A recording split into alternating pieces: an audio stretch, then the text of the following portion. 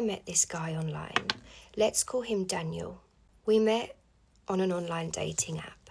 And to be honest with you, he seemed perfect. Tall, dark, handsome, what every girl wants, practically perfect in every way. The first date was amazing. He opened doors, he paid for everything. At one point, he even quoted poetry, which is so up my street, I can't even explain to you. He just seemed, dare I say it again, perfect. So we dated for a few months, and it wasn't casual either. This man was a full-on romantic. I'm talking, we're booking trips away, good morning texts. He's cooking me dinner in his apartment. Never once did anything seem sketchy. He always said that he was in finance. Which, yes, that is a bit vague, but I never questioned it. He'd say things like, I had a late client dinner, or I'm working late, or I'm catching up on paperwork, I'm taking a client out. Yeah, fine. Anyway, fast forward, I land a new job. It's an amazing opportunity in a boutique marketing firm. And my new boss is this polished, powerful, perfectly dressed woman named Eleanor Whitmore. That was her name in the email signature, and that went straight over my head at first. It wasn't until I'd actually landed the job, was in the office, and I heard somebody say her full name. And that's when it got me. Whitmore. What a weird coincidence. How funny, if I stay with Daniel, which obviously I'm hoping to, I will one day be a Whitmore, as that's his last name. This was honestly just meant to be. I was obviously meant to land in this job. It's the signs. The signs are all adding up. I didn't read the signs right. 3 weeks into the job, we have a big company works dinner.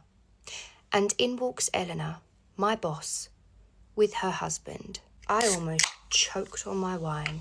It was Daniel, my Daniel.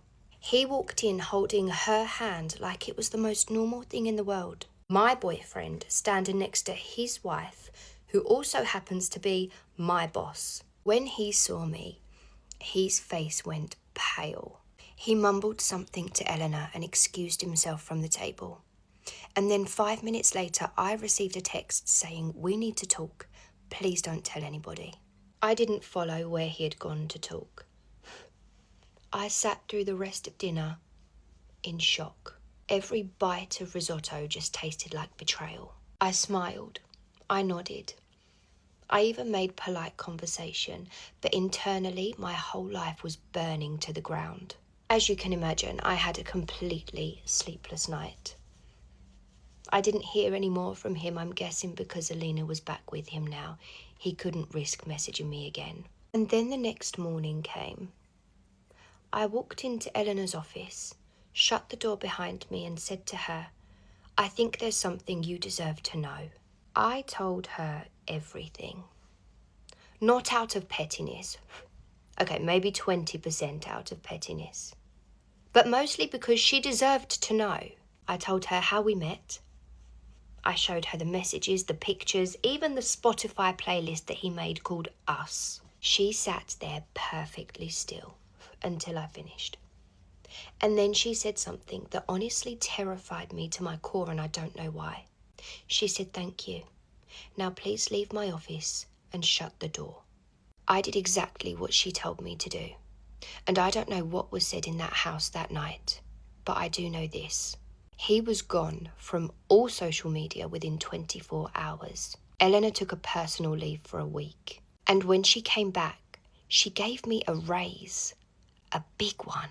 It's been 2 weeks now and she's not even mentioned him to me since.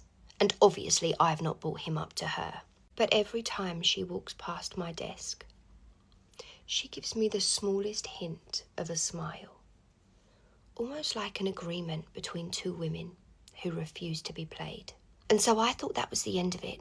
Myself and Eleanor now have this secret bond, this little unity, this unspoken trust.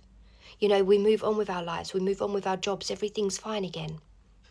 Except it's not, because I literally just received a message from him.